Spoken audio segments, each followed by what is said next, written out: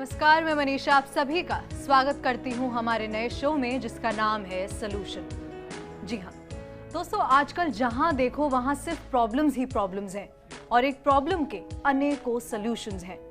लेकिन कौन सा सॉल्यूशन आपके लिए ज्यादा इफेक्टिव और कारगर है, ये जानना भी बहुत जरूरी है। इसीलिए हम लेकर के आए हैं आप सभी के लिए हमारा ये शो सॉल्यूशन।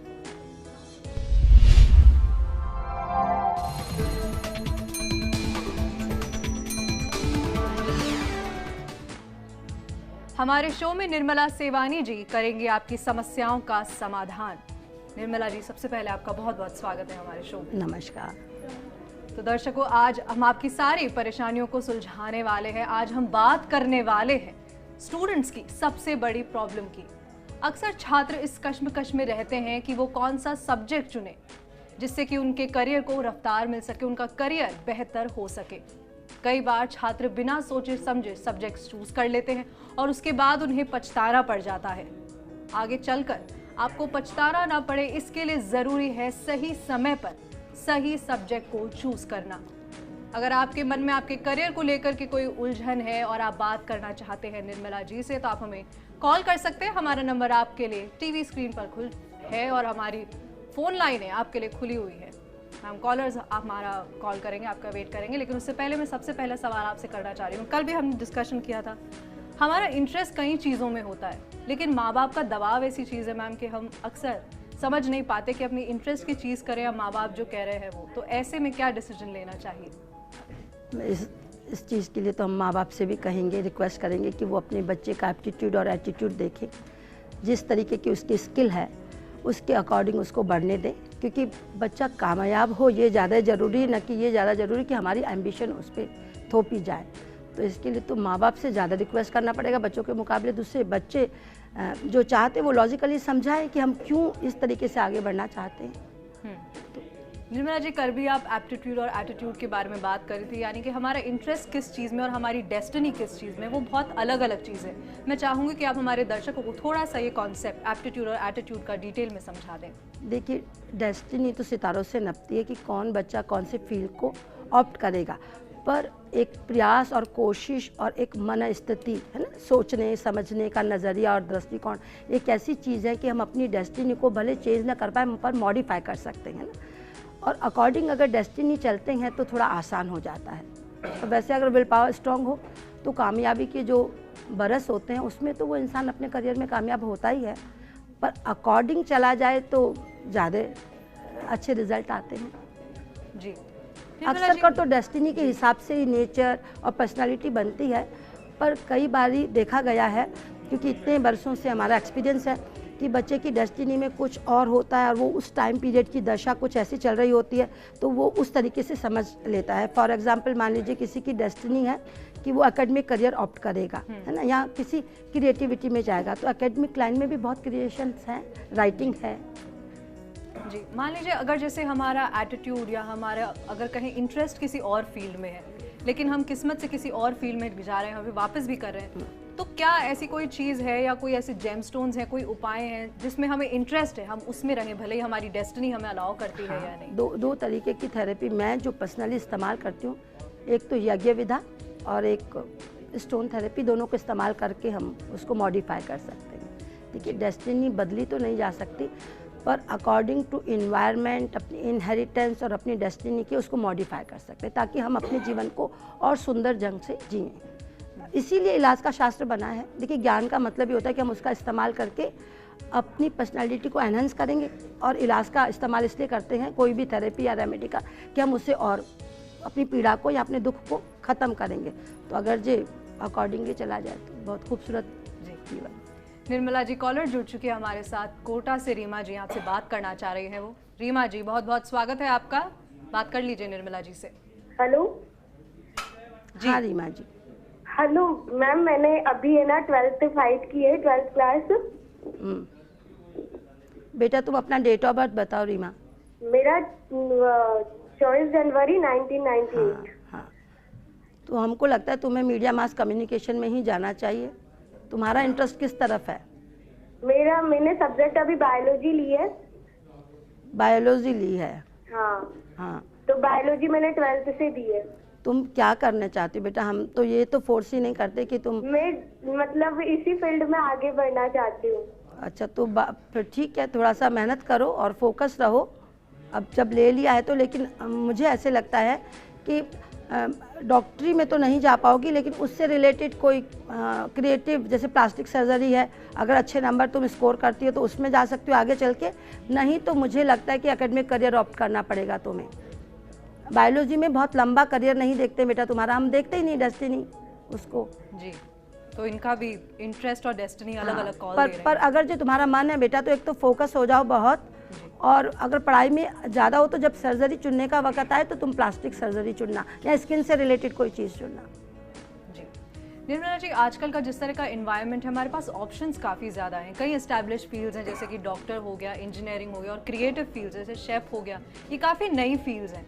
कितना मुश्किल होता है किसी भी स्टूडेंट के लिए इन एस्टैब्लिश फील्ड से हटकर इन नई फील्ड्स में घुसना, क्योंकि मार्केट है ही नहीं यहाँ पर। अगर आपका इंटरेस्ट है तो बिल्कुल भी मुश्किल नहीं है जी। मार्केट तो होता है, ये मार्केट है तभी तो वो कंपटीशन बढ़ा। जी। अगर आप फोकस हैं अपने लक्ष्य के लिए तो बस वही सबसे पहले, वही आपका इंटरेस्ट, वो आपकी फोकसिंग, और फिर आपके रिजल्ट कितना भी टफ हो। जी। ज्योति जी जुड़ चुकी है हमारे साथ गंगानगर से, आपसे बात करेंगी। ज्योति जी स्वागत है, बात कीजिए निर्मला जी से। नमस्ते मैम। नमस्कार ज्योति, अपना डेट ऑफ बर्थ बताइए। मैम मेरा डेट ऑफ बर्थ 20 जनवरी 1989 है। क्या जानना चाहती हैं? मैम मैं बीबीए कर रही हूँ, अभी बीबीए सेकंड ईयर के एग्जाम दिए हैं, तो आगे मेरा करियर क्या है? यही है बेटा, बीबीए करोगी फिर एमबीए करोगी, और फिर हमको बीबीए में थोड़े मार्क्स कम बन रहे हैं, थोड़ी सी दिक्कत आ रही है। तो फिर थोड़ा सा ना मुझे लगता है कि कोई सफ़ेद चीज़ों का दान करना चाहिए तुम्हें थर्सडे को और फ्राइडे को, ताकि तुम जो है उस पर फोकस हो सको। लेकिन मुझे लगता है कि तुम्हारी डेस्टिनी बीबीए और आगे चल के एमबीए में ही है, इसी फील्ड में तुम्हारा करियर है, और इन टाइम तुम सेटल हो जाओगे 24 वर्ष में ही। जी निर्मला जी, कॉलर यहीं तक है। मैं आपसे ये जानना चाह रही हूँ कि जैसा कि मैंने कहा कि काफ़ी वैरायटी है, किसी एक फील्ड में स्पेशलाइजेशन करना ठीक है, या हर एक फील्ड का थोड़ा थोड़ा हमें ज्ञान होना चाहिए? नहीं, एक सादे सब जाए। अगर आप कुछ बनना चाहते हैं तो एक में ही होना चाहिए फोकस। थोड़ा थोड़ा क्या करेंगे। हाँ, लेकिन निराश नहीं हो, अगर उसमें कामयाबी नहीं मिलती है तो आप दूसरा ऑप्शन रख सकते हैं।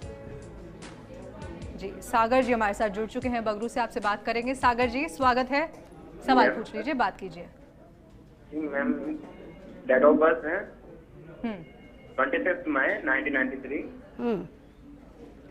पूछो। क्वेश्चन ये है कि हेलो। हाँ जी सागर पूछिए। हाँ जी मैम, क्वेश्चन ये है कि मतलब मैं अभी सीए की पढ़ाई कर रहा था, बट वो क्लियर नहीं हो पा रहा है। मतलब नहीं होगा। तुम आगे सीए ही करना चाहते हो कि इसको यहीं ड्रॉप करना चाहते हो? मैम आगे तो मैम जॉब चलेगा, वैसे क्लियर नहीं हो पा रहा वो। सीए नहीं क्लियर होगा बेटा तुम्हारा। मैं सोचती हूँ कि तुम डाइवर्सिफाई कर लो, एमबीए या सीएस कर लो। जी गंगानगर से योगिता जी जुड़ चुकी है हमारे साथ। योगिता जी स्वागत है आपका, बात कीजिए। नमस्ते मैम। नमस्कार मैम, मैं अपने बेटी के बारे में पूछना चाहती हूँ। उसका नाम नेहा है और उसका डेट ऑफ बर्थ है 2 अक्टूबर 2000। तो वो मैम है ना आईपीएस वगैरह आर्मी के लिए कहती है, तो क्या उसका होएगा इस फील्ड में? हाँ बिल्कुल होगा, बिल्कुल होगा। बिल्कुल होगा। हाँ, अगर आर्मी कहती है तो शायद फर्स्ट टाइम ही एनडीए में आ जाए, लेकिन अगर जो वो एडमिनिस्ट्रेटिव जॉब के लिए ट्राई करती है तो थर्ड टाइम होगा। अच्छा ब्राइट करियर है, मार्क्स भी स्ट्रांग है, वो स्ट्रांग हेडेड लड़की है। जी योगिता जी, और कोई सवाल पूछना चाहती हैं? नहीं मैम, यही पूछना है। Thank you ma'am. जी बहुत बहुत धन्यवाद आपका। मैम अक्सर 12वीं में ऐसा होता है कि हमारा पूरा का पूरा ध्यान करियर की ओर चला जाता है और हमारे को काफ़ी टेंशन भी रहती है, और शायद उस टेंशन के चक्कर में ही हम गलत डिसीजन ले लेते हैं, फिर पछताना पड़ता है। क्या ऐसा कोई उपाय है जिससे कि 12वीं में खास तौर पे बोर्ड के एग्जाम के समय हमारी टेंशन कम रहे? एक तो हमेशा बैलेंस रहे और माँ शारदा की प्रार्थना करें कि जो करें वो ठीक रहे, और पेरेंट्स उसमें बहुत हेल्प कर सकते हैं, टीचर्स हेल्प कर सकते हैं बच्चे को गाइड करके उसके अकॉर्डिंग, उसके इंटरेस्ट के अकॉर्डिंग। जी आजकल का जैसा टाइम है मैम, कभी भी हम करियर चूज करने जाते हैं काउंसलर की एडवाइस जरूर लेते हैं, सब जन एक्सपर्ट के पास जाते हैं, लेकिन मैम एस्ट्रोलॉजर के पास करियर के लिए जाना कितना ज़रूरी है वो भी मैं आपसे जानना चाहूँगी। क्योंकि मैं इस फील्ड से ताल्लुक़ रखती हूँ, तो अगर मैं कहूँगी जाना बहुत ज़रूरी है तो कोई ज़रूरी नहीं है, पर हमको लगता है कि करियर एक ऐसी चीज़ है जो कि एस्ट्रोलॉजी के अलावा भी, मतलब उसकी देखिए जो पर्सनैलिटी बनती है उसमें 50% एस्ट्रल कॉम्बिनेशन होते हैं, 25% जेनेटिक, इनहेरिटेंस और इन्वायरमेंट भी होता है। तो बच्चा वही चुनता है जो डेस्टिनी है। एस्ट्रोलॉजर के पास नहीं गए तो भी उसकी जो डेस्टिनी में लिखा है वो तो होगा ही। तो एस्ट्रोलॉजर के पास जाना, पर किसी भी एक्सपर्टीज़ के पास जाओ तो वो उसका सचमुच मास्टर हो। कई बार आप दिग्भ्रमण में तो भी चले जाते हैं जो कि बहुत अच्छे जानकार नहीं है। तो ये बहुत ज़रूरी है कि आपका एस्ट्रोलॉजर बिल्कुल सही हो, न्यूट्रल सलाह देता हो, बिल्कुल उसी तरीके से जैसे करियर एक्सपर्ट जी। तो ये तो उस पर डिपेंड करता है। मैं तो कैसे कह सकती हूँ एज एन इंडिविजुअल है ये तो हम किसी के पास भी जाए, बहुत ज़रूरी है हम कि किसी लर्नड इंसान के पास जाएं, हाँ, किसी के भी बातों उसको में क्रॉस चेक करना चाहिए, चाहे हम ही क्यों ना हो। जी। कॉलर जुड़ चुके हैं गौरव जी हमारे साथ। गौरव जी स्वागत है आपका, बात कर लीजिए। जी, डेट ऑफ बर्थ बता दीजिए मैम को। 18 सितंबर जी 1979। जी, सवाल पूछ लीजिए। हाँ मैडम, मैं थोड़ा जॉब के बारे में पूछना चाहता था कि जॉब कुछ चेंज होगा या यही चलेगा? हाँ, अब नहीं, अभी तो मुझे लगता है इस साल तो इसी को कैरी अवे करोगे, क्योंकि अभी चेंज नहीं देखते हम अक्टूबर के पहले, और अक्टूबर के बाद तुम्हारा चेंज मैं फोर्स ही करती हूँ फरवरी में जाके। इसी पे टिके रहना चाहिए और बहुत ट्राई कर सकते हो, मुश्किल है थोड़ा अभी चेंज। तो मैडम आगे अपन आर्थिक पोजीशन देखना चाहें? आर्थिक पोजीशन कंफर्टेबल हो जाएगी तुम्हारी 2017 से, 1.5-2 साल के बाद। हाँ, तो मैडम जिस लाइन में वही लाइन हो जाएगी या कुछ चेंज होगा? लाइन तो चेंज नहीं होगी, लेकिन जॉब चेंज हो जाएगी, कंपनी बदल जाएगी। कंपनी चेंज होगी तो हाँ। मैडम जब तक उसी कंपनी में रहेंगे अपन? हाँ। एक मैडम मैं अपनी वाइफ के बारे में पूछना चाह रहा था, उनके गवर्नमेंट जॉब के लिए। उनका डेट ऑफ बर्थ बताओ। उनका डेट ऑफ बर्थ 12 जून 1982। टीचिंग में ट्राई कर रही हैं? हाँ, टीचिंग में ट्राई कर रही हाँ, तो हो जाएगा। मैडम कब तक होगा? है तो लेट थोड़ा, जब बड़ी हो जाएगी 29 साल की, लेकिन है उनका गवर्नमेंट जॉब। नहीं मैडम, वाइफ तो 33-34 साल की है। तो उसको ट्राई करना चाहिए, लेट ही है पर है गवर्नमेंट जॉब। मुझे नहीं पता, अभी भी उसके चांस बचते हैं, शायद करना चाहिए ट्राई। 29 के बाद तो था ही, 29 में होना चाहिए था, हो सकता है कहीं स्लिप हो गया हो, तो हो जाएगा डेफिनेटली है गवर्नमेंट जॉब। है? क्या कह रहे हैं मैडम? है, जरूरी से है, अब ट्राई करना चाहिए उनको। इट्स अ पीक, हो जाएगा। जी दर्शकों, यहाँ एक छोटे से ब्रेक के लिए रुकेंगे, लेकिन अगर आपकी भी करियर से रिलेटेड कोई समस्या है, आप सवाल है आपका, बात करना चाहते हैं निर्मला जी से, तो आप हमें कॉल कीजिए। नंबर आपकी टीवी स्क्रीन पर है। चर्चा को जारी रखेंगे, कहीं मत जाइएगा।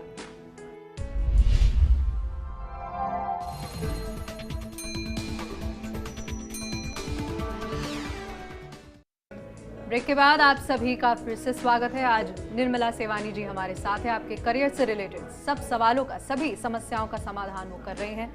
निर्मला जी, कॉलर जुड़ चुके हैं, सीधा कॉलर के पास चलेंगे। बगरू से राहुल जी। राहुल जी बहुत बहुत स्वागत है, बात कर लीजिए। जी, डेट ऑफ बर्थ बता दीजिए सबसे पहले राहुल जी। हाँ, डेट ऑफ बर्थ 21 जून 1992। 21 जून ये तो 1992। फीमेल वॉइस है, ये राहुल की तो नहीं है जी। 21 जून 1992। कौन है ये? आप हेलो जी, राहुल जी, सरोज जी हैं बीकानेर से। सुरभि प्रजापति बीकानेर से ना, लड़की है मेरी। अच्छा, उसका मतलब पूछ रहे हैं कि बैंक में सफलता मिलेगी क्या? मुझे समझ ही नहीं आया एक्चुअली। सरोज जी हैं ये वाइब्रेशन, बेटा। एक सरोज जी प्लीज एक बारी दोबारा आप अपना सवाल करें, मुझे समझ नहीं आया, वाइब्रेशन ही नहीं आया। मेरी लड़की है सुरभि प्रजापति। सुरभि, ठीक है, उसका डेट ऑफ बर्थ बताएं। जन्म जी। तारीख सरोज जी उसका सरोज बताएं। जी, आप सबसे पहले अपनी टीवी का वॉल्यूम धीमे कीजिए। 21 जून 1992। अब पूछे जी, पूछिए, सवाल पूछिए सरोज जी। उसका बैंक। हेलो जी सरोज जी, अपनी टीवी का वॉल्यूम धीमे कीजिए और सवाल पूछिए। हेलो मैडम, मेरा डेट ऑफ बर्थ है 21 जून 1992। ठीक है बच्चे, सवाल नाउ यू में आस्क। सवाल है मैडम, मेरा बैंक के फील्ड में कैरियर क्या है? बैंक के फील्ड में ही है करियर तुम्हारा। हाँ, बैंक में ही जॉब लगेगी और बैंक में ही रहोगे, बैंकिंग सेक्टर में ही रहोगे और उसी में आगे बढ़ोगे। जी, कॉलर यहीं तक है, ये बगरू से राहुल जी वापस हमारे साथ जुड़ चुके हैं। जी राहुल जी। नमस्ते madam ji, date of birth बता दीजिए। 1 जुलाई 1991। सवाल मैम, मैं प्रिंटिंग का काम है, अपने हैंड ब्लॉक प्रिंटिंग, कपड़े के ऊपर प्रिंट होता है ना। हाँ, हमें पता है, आप सवाल पूछे। हाँ तो मैम ये बताइए, मैं इसमें सक्सेस होऊंगा या नहीं होऊंगा, ये बताओ आप मुझे। होंगे, सक्सेस होंगे। होऊंगा? हाँ जी। तो मैम मैं ये पूछ रहा हूँ, मैं कब तक मतलब अच्छा बिजनेस चलने लग जाए बढ़िया?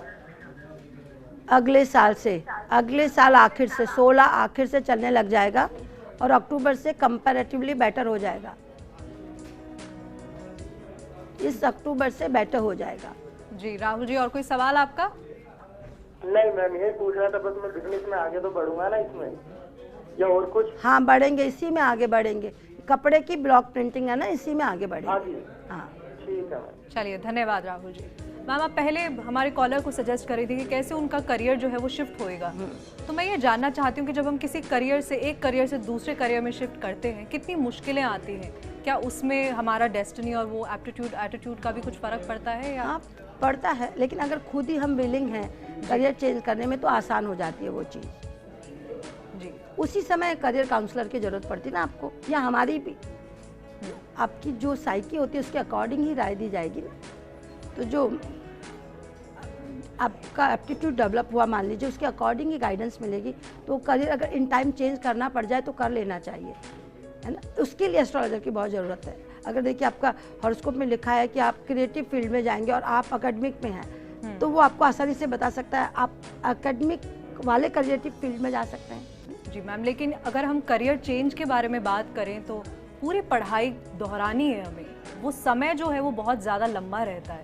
तो मैं चाहूँगी कि आप हमारे दर्शकों को समझाएं कि वो जो समय हम करियर चेंज करने में डाल रहे हैं, क्या वो इन्वेस्टमेंट हम सही कर रहे हैं समय को लेकर के? नहीं, ये अपने इंटरेस्ट पे डिपेंड करता है। ये मनीषा, अपने इंटरेस्ट पे डिपेंड करता है। कोई इंसान सोचता है कि मैं, अगर उसका पसंदीदा करियर है तो 2 साल में ही वो उसको और ढंग से अचीव कर लेगा। और कम से कम जॉब सेटिस्फेक्शन भी तो कोई चीज़ होती है, वो आपके इंटरेस्ट में मिलती है। पैसे भले ही आपकी दूसरी उसमें मिले, लेकिन उससे भी ज़्यादा आपका पर्सनैलिटी तो तभी डेवलप होगा जब आप अपना पसंदीदा काम करें। तो निर्मला जी आपसे कह रही हैं कि अगर आप करियर शिफ्ट भी करते हैं और आप उसमें समय लगाते हैं तो वो समय लगाने से आपको घबराना नहीं, क्योंकि इन दी एंड आप ही का फायदा होने वाला है।